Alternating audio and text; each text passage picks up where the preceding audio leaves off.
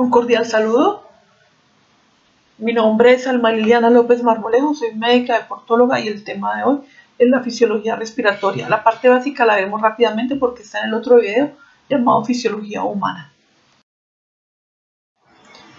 La estructura del sistema respiratorio, ya aquí la vamos a ver rápidamente como ya informé, por el hecho de que ya está en el otro video. Entonces empieza desde las fosas nasales hasta los polos. Está el tracto respiratorio superior, que está compuesto por la nariz, la cavidad nasal, la boca, la faringe y la laringe. El tracto respiratorio inferior, que está compuesto por la tráquea, los bronquios secundarios y terciarios, los bronquiolos y los alvéolos, y la unión de los alvéolos que conforman los sacos alveolares. Siguiendo con la parte general, que la vamos a ver rápidamente, está este elemento muy importante llamado epiglotis, que está encima de la glotis. La glotis está compuesta a su vez por las cuerdas vocales, y las cuerdas vocales, la glotis cumple una función muy importante porque cuando las cuerdas vocales se abren, el paso del aire entra, y cuando las cuerdas vocales se cierran, entra el alimento. Entonces aquí está.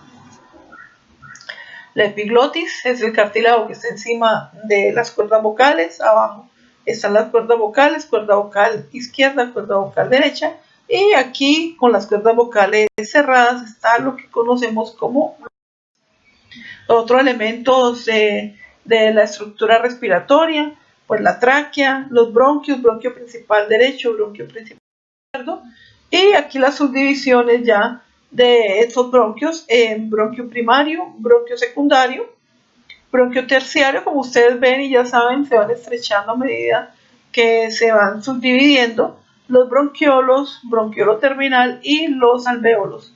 Y al final, ya la unión de los alvéolos, que ustedes no se logran verlo aquí, la unión de los alvéolos forman los sacos alveolares. Este sistema respiratorio tiene dos zonas, una zona llamada zona respiratoria y una zona de conducción.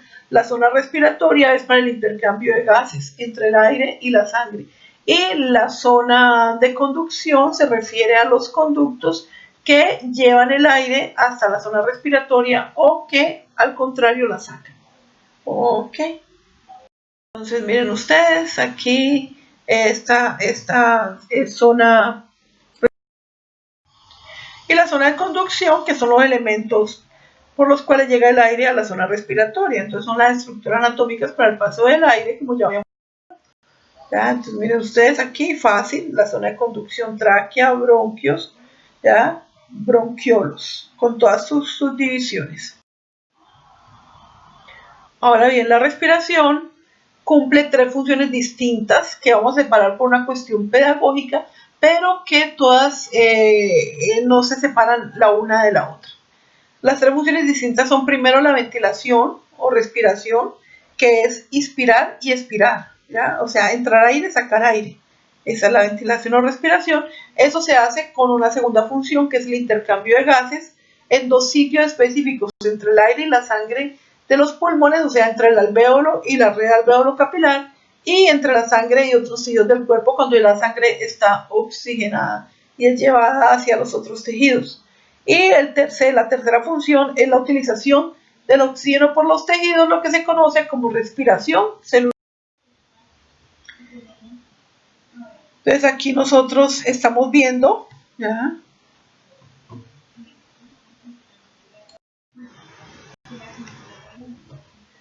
La respiración externa, igual aquí en la difusión, proceso de difusión pulmonar. Y aquí vamos a ampliarlo. Okay. Entonces aquí las vamos a decir más explicaditas de nuevo. La respiración externa, ya, que comprende la ventilación, o sea, la inspiración, expiración, y el intercambio de gases entre el aire y la sangre. Ok, esa es la externa. El aire que está en los alvéolos y la sangre que está en la red de capilares que envuelven esos alvéolos. Y la respiración interna se da entre el intercambio de gases, es el intercambio de gases entre la sangre que ya está oxigenada y llega a los tejidos, y los tejidos que reciben reciben ese oxígeno y sueltan ese CO2.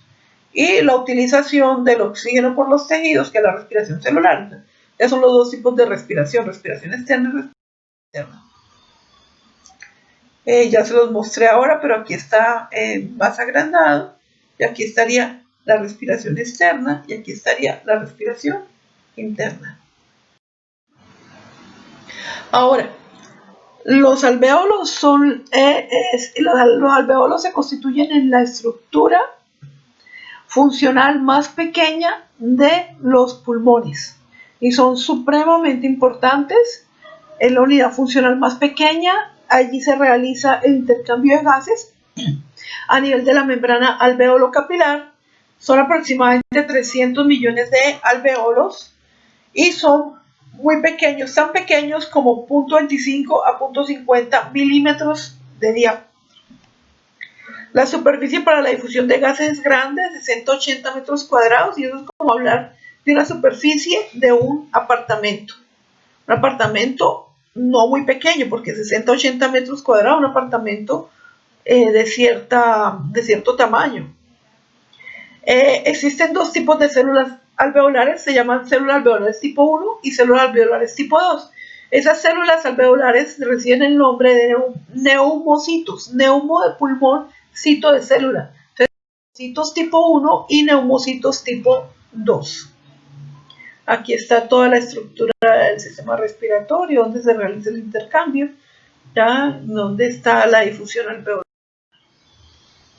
Esos neumocitos tipo 1 representan del 95 al 97% del área superficial total de los pulmones, y es porque los neumocitos tipo 1 son los que tapizan la parte interna de los alvéolos. Y es a este nivel de los neumocitos tipo 1 que se hace el intercambio o la difusión de gases de CO2 y de oxígeno. Por lo tanto, tienen que estar en una gran cantidad.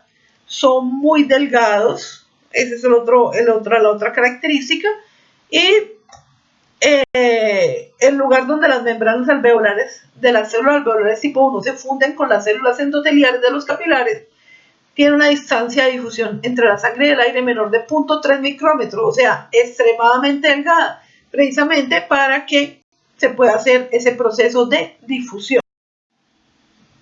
Las otras células alveolares son las células alveolares tipo 2. Las células alveolares tipo 2, que también reciben el nombre de neumocitos tipo 2, secretan surfactante pulmonar. El surfactante pulmonar es una sustancia especial a base de fosfolípidos y proteínas para evitar el colapso de los pulmones. Ok. Entonces, es importante las células alveolares tipo 2. Aquí tenemos un ejemplo ya de un alvéolo normal y un alvéolo durante una lesión en la fase aguda. En la parte de alvéolo normal ustedes ven todo muy limpio. Dentro del alvéolo ven los neumocitos tipo 1, ya tapizando la parte interna de los alvéolos, los neumocitos tipo 2 secretando surfactante pulmonar, y miren ustedes todo el surfactante pulmonar cubriendo aquí la parte interna de los alvéolos, ¿ya? Aquí están viendo la membrana basal epitelial del alvéolo, está verde. Aquí ven la membrana endotelial del capilar, y aquí ven el intersticio que está entre estas dos membranas, es extremadamente delgado también.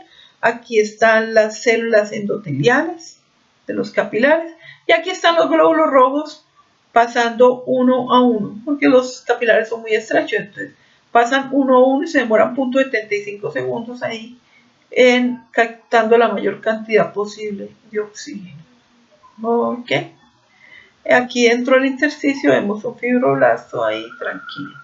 Bueno, viene el proceso infeccioso y miren ustedes, este macrófago alveolar que aquí está tranquilo, aquí se activa el factor de necrosis tumoral, activa la interleuquina 6, activa los neutrófilos activan los leucotrienos oxidantes, proteasas, el surfactante pulmonar es inactivado, los alvéolos empiezan a cerrarse, a colapsar, entonces ya mucho más pequeño, se necrosa las células tipo 1, miren ustedes, se convierte esto en una membrana hialina, ya donde es imposible hacer el intercambio de gases.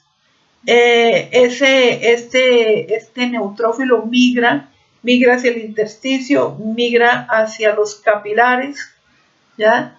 Se genera un edema aquí a nivel del intersticio, esto que era tan delgado, para poder generar, para poder que se diera el intercambio de gases, se vuelve demasiado amplio, ¿ya? Se vuelve demasiado amplio. El fibroblasto que estaba aquí activa el procolágeno, y el procolágeno pues al colágeno, ¿ya? Las células endoteliales, miren ustedes, se dañan, hay acumulación de plaquetas, ¿ya? Entonces, pues eso es grave para el sistema respiratorio, ¿no? Para el alvéolo. En este caso, miren ustedes aquí, la membrana basal epitelial del alvéolo, los neumocitos tipo 1, el intersticio, los neumocitos tipo 2, el macrófago alveolar, el surfactante pulmonar alveolar, el fibroblasto, los glóbulos rojos dentro del capilar, las células endoteliales y la membrana basal endotelial. Aquí ustedes van a ver un surfactante inactivado, un alvéolo de menor tamaño que está colapsándose, los neumocitos tipo 1 necróticos, los neutrófilos activados, activando además oxidantes, leucotrienos y proteasas, los glóbulos rojos dentro de los alvéolos, la membrana que debía estar aquí eran las células tipo 1 y el surfactante pulmonar es una membrana hialina. El intersticio se ha aumentado, está hematizado, hay migración de neutrófilos, miren ustedes, hay procolágeno y células endoteliales lesionadas. Bueno, ahora vamos a ver la parte referente a la pared alveolar. Les diré que esa pared alveolar, a pesar de ser tan estrecha, es muy fuerte. Y es muy fuerte precisamente por la capacidad de distensión que tienen los pulmones, ¿ya? Entonces tiene que ser muy fuerte para evitar cualquier lesión a ese nivel, ¿ya? Esa fuerza está dada por la unión de las membranas basales, de la membrana basal de los alvéolos y de la membrana basal de los capilares. La membrana basal de los alvéolos, que ya la vimos ahora, y se llama membrana epitelial basal, y la membrana basal de los capilares sanguíneos, que se llama membrana basal endotelial. Ellas están formadas por colágeno tipo 4, el cual les da esa fortaleza, esa fuerza de tensión. En cuanto a los pulmones, estos, les diré, no están unidos directamente a las costillas. Aunque los pulmones se desplazan solidariamente con la respiración, cuando se inspira y se expira, los pulmones se están desplazando. No es porque estén unidos a las costillas, sino porque están dentro de unos sacos alveolares, y es el saco alveolar el que se une a la reja costal, a la parte interna, ¿ya? Y esto es lo que facilita el movimiento solidario de los pulmones.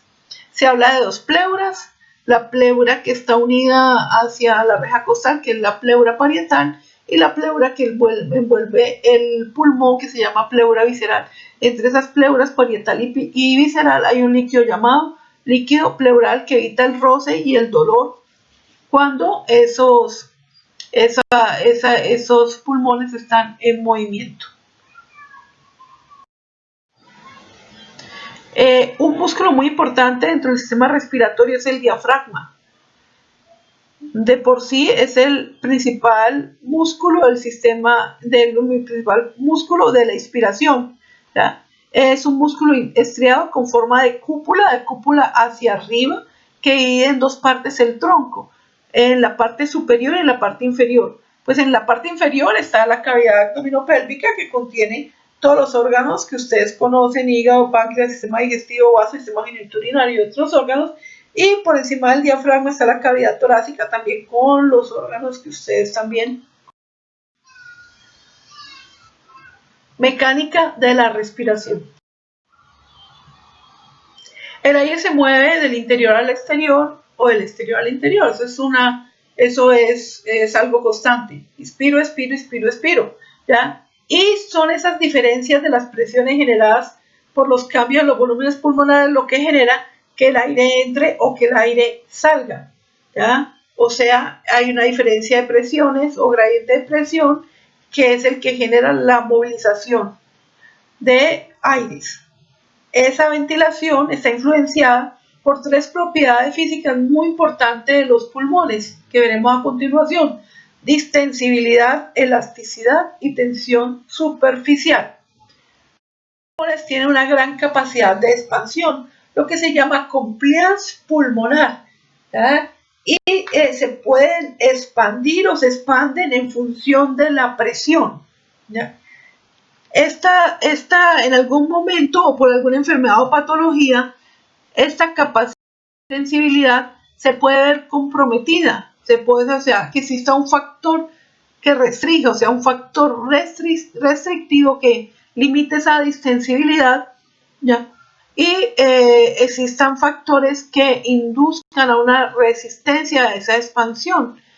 El más importante de todos que lo caracteriza es la fibrosis pulmonar, pero también existen otros como por ejemplo la quemadura grado 3 de todo el tronco en la parte torácica, el tórax, la piel con cicatrización que impide después una buena expansión pulmonar, la va a limitar. La fractura de la reja costal, la inflamación o infección subyacente a nivel del líquido pleural, etc. El otro componente importante de los pulmones es la elasticidad, siendo que también tienen una gran elasticidad. Y lo bueno de la elasticidad, o lo que significa elasticidad, es que tiene una tendencia de una estructura a volver a su tamaño inicial tras haberse extendido. O sea que por más gran capacidad de distensión que tengan los pulmones y por más que se extiendan en función de su presión, dada su elasticidad, vuelven otra vez a su tamaño normal, ya que esa elasticidad está dada por un alto contenido de proteínas elastinas que se resisten a la distensión. El tercer factor es la tensión superficial, que actúa en contra de la distensión, porque contrario a lo que pasaría normalmente cuando ustedes vieron quinto y sexto bachillerato, o sea, grado 10 y 11, y vieron física, en el alvéolo es totalmente contrario. A medida que el alvéolo disminuye su tamaño, su tensión superficial también disminuye al tiempo que se reduce su radio, y esto es dado por la tensión superficial, ¿ya? Esto impide el colapso de los alvéolos. O sea que aquí se rompen las reglas de la física, pero todo es por la tensión superficial. La función para que ese sistema respiratorio cumpla la función de renovar ese gas alveolar, tiene que tener una estructura mecánica que garantice que eso va a funcionar, ¿ya? Entonces, quienes van a garantizar que eso va a funcionar, la parte mecánica, pues son los músculos respiratorios. Esos músculos respiratorios, los principales son el diafragma, ¿ya? Y los intercostales externos, pero también están escaleno y el esternocleidomastoideo. Entonces, los músculos respiratorios provocan la expansión y la compresión cíclica de la cavidad torácica, ¿ya? Y se desplaza la pared torácica causando el movimiento de los pulmones con cada movimiento inspiratorio o expiratorio. Entonces, la respiración, que también ustedes vieron que al principio la llamamos ventilación, es un proceso en el que se introduce y se extrae aire de los pulmones. Como se dice, se inhala y se exhala. Se tiene dos fases, y las fases en medicina se llaman inspiración, que es inhalar; expiración, que es exhalar. Inspiración y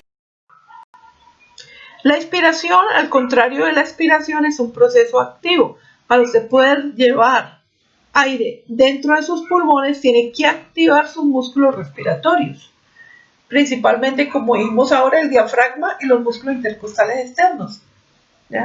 El diafragma tiene una forma de cúpula hacia arriba cuando está en reposo, y cuando el diafragma se contrae, se va aplanando esa cúpula hacia el abdomen, ¿ya? Los músculos intercostales externos contraen a su vez la reja costal hacia afuera, llevan las costillas hacia afuera, y entonces toda esa caja torácica, la dimensión de la caja torácica se aumenta y los pulmones se expanden.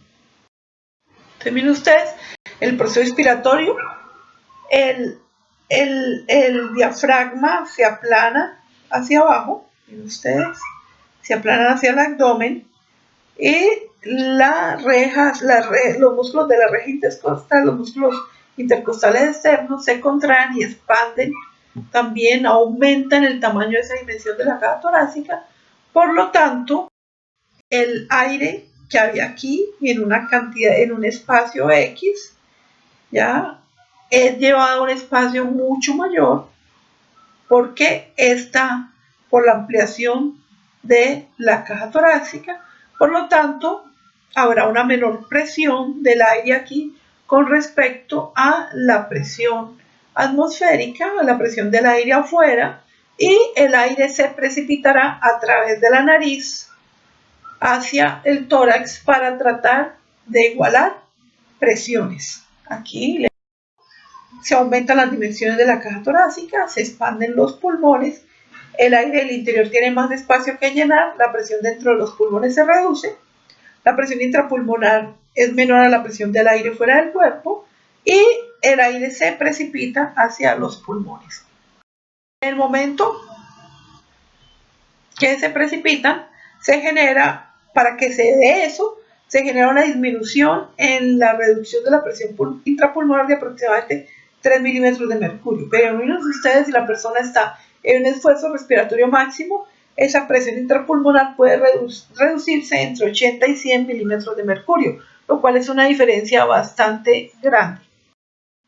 Aquí ya tenemos la expiración. Ustedes han inspirado todo lo que pueden y por la capacidad de elasticidad que tiende a volver a su forma inicial tras haberse extendido, ¿ya?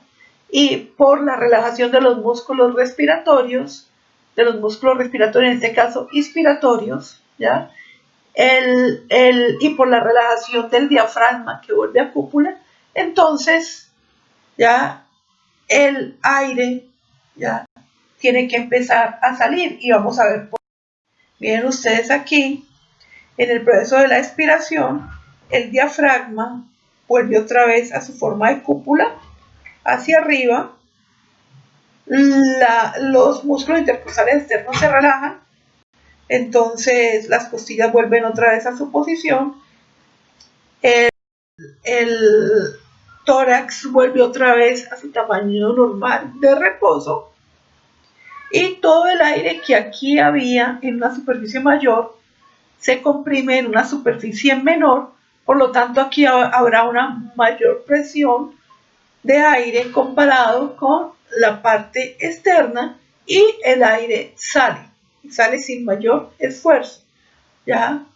En cambio, para entrar sí tiene que hacer un esfuerzo. Entonces aquí en la expiración, relajación de los músculos inspiratorios, retroceso elástico del tejido pulmonar que lo vuelve otra vez a su tamaño normal, se aumenta la presión intratorácica y el aire es forzado a salir de los pulmones. ¿Cuál será la función de ese intercambio de gases o difusión pulmonar? Pues la función es sencilla, es captar oxígeno y eliminar CO2. Entonces, reemplazar el aporte de oxígeno de la sangre y eliminar el CO2 de la sangre venosa que regresa.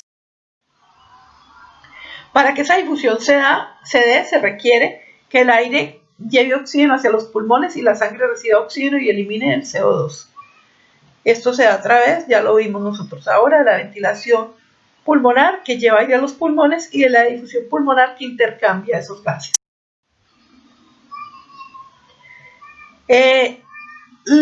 Cuando se da la difusión pulmonar, la sangre,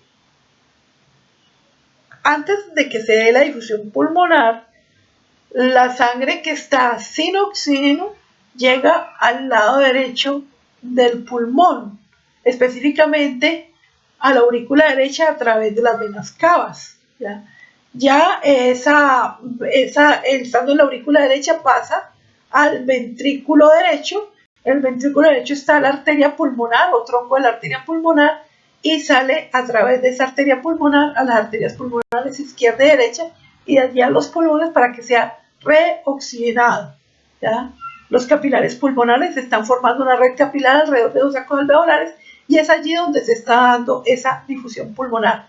Cuando ya se da esa difusión pulmonar y se intercambian los gases, la sangre ya oxigenada es devuelta del corazón a través de las venas pulmonares hacia la aurícula izquierda, y de ahí hacia el ventrículo izquierdo, y de ahí hacia la aorta, para que sea enviado a todos los sistemas. Entonces es aquí donde se da la difusión pulmonar. Los capilares, como vimos ahora y como les expliqué ahora, son muy pequeños, obligan a los glóbulos rojo a pasar de a uno en uno para que se dé la difusión pulmonar.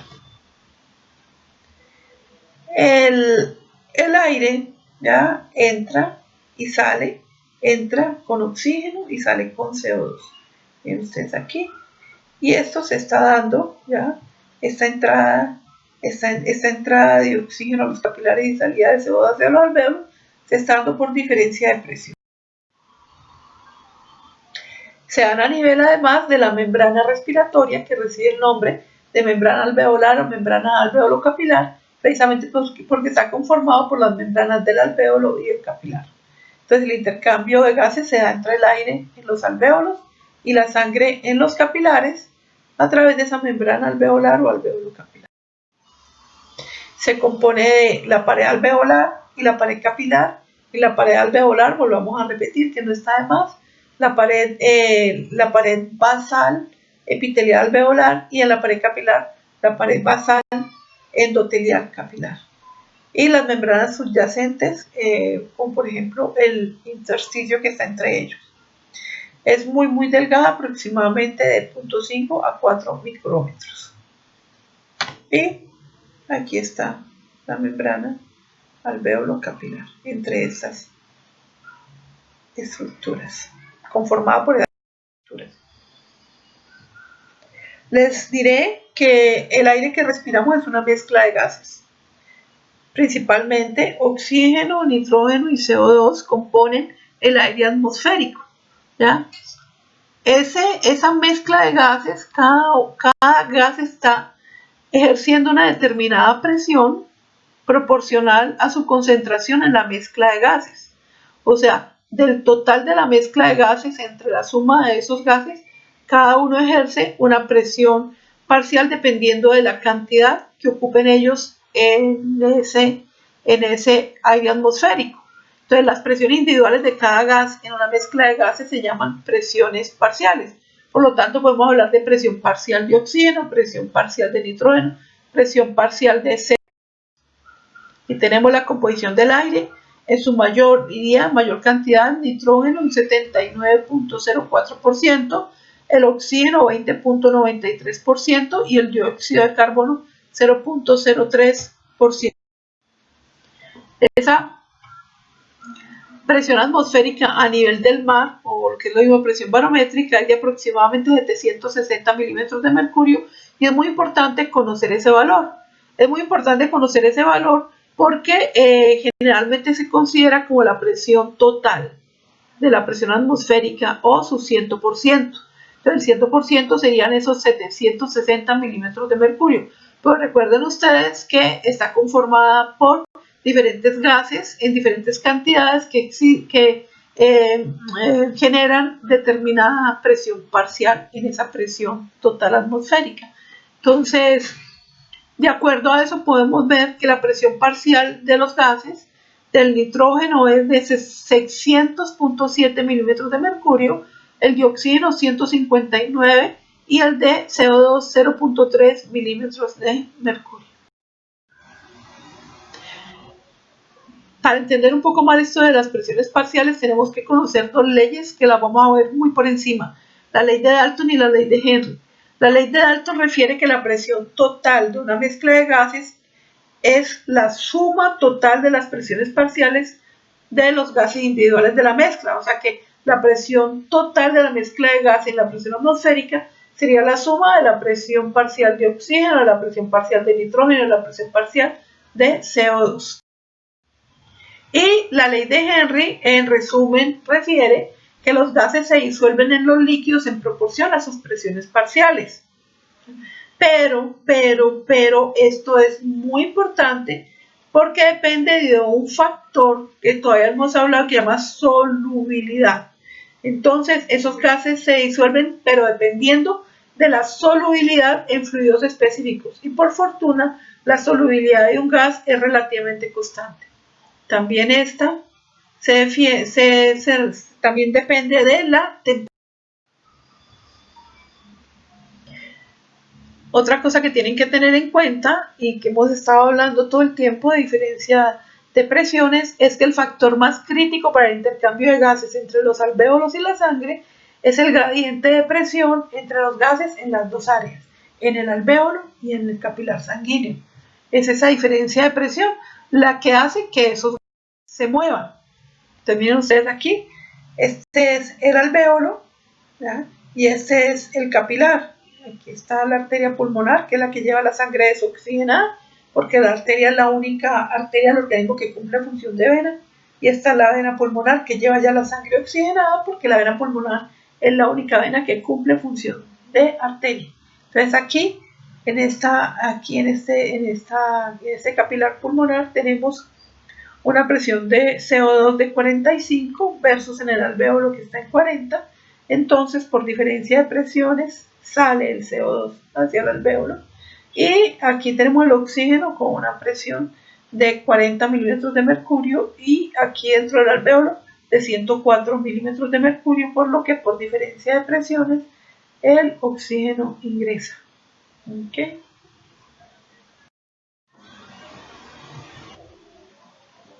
Las diferencias de las presiones parciales de los gases en los alvéolos, como acabamos de ver en esa gráfica, y en la sangre crean un gradiente de presión a través de la membrana respiratoria. Y eso es lo que acabamos de ver en la gráfica anterior. Es la base del intercambio de gases durante la difusión pulmonar, ese gradiente de presión o diferencia de presiones. ¿Qué pasaría si las presiones fueran iguales? No pasaría nada. Si las presiones fueran iguales, no habría movimiento de gases. Los gases estarían en equilibrio y sería poco probable la difusión de los gases. Entonces, imagínense, no podríamos ni sacar CO2 ni entrar oxígeno. En cuanto a la hemoglobina, pues la hemoglobina debe saturarse para poder llevar la hemoglobina, para poder llevar el oxígeno a los tejidos, ¿no? Entonces, existe una curva que se llama curva de disociación entre el oxígeno y la hemoglobina. Y esa saturación de la hemoglobina o la cantidad máxima que soporta la hemoglobina llenarse de ese oxígeno depende de los diferentes valores de presión de oxígeno. Así que si la presión de oxígeno está elevada en la sangre, se da una casi completa saturación de la hemoglobina. ¿Ya? Indica la cantidad máxima de oxígeno que se puede combinar. Se satura, ya no puede más. ¿Ya? Pero si la presión de oxígeno se reduce, pues se reduce la saturación de oxígeno. Un caso ejemplo sería una anemia, por ejemplo, donde la cantidad de oxígeno está disminuida, la cantidad de sangre está disminuida, por lo tanto la cantidad de oxígeno también. ¿Ya? De 12 a 16 gramos de hemoglobina y 14 a 18 gramos de hemoglobina en hombres, sería un rango de 12 a 18 gramos de hemoglobina, ¿ya? Y encontramos que la capacidad de transporte de oxígeno en la sangre iría entonces de 16 a 24 mililitros por cada 100 mililitros de sangre. Eso cuando está en valores normales. Al pasar la sangre a través de los pulmones en contacto con el aire alveolar durante 0.75 segundos, eso lo aprovecha la hemoglobina para combinarse con todo el oxígeno que puede retener y llegar a una saturación del 98%. Ahora, si la persona tiene un trastorno como la anemia que hablamos ahora, esa capacidad de transporte de oxígeno está reducida por obvias razones.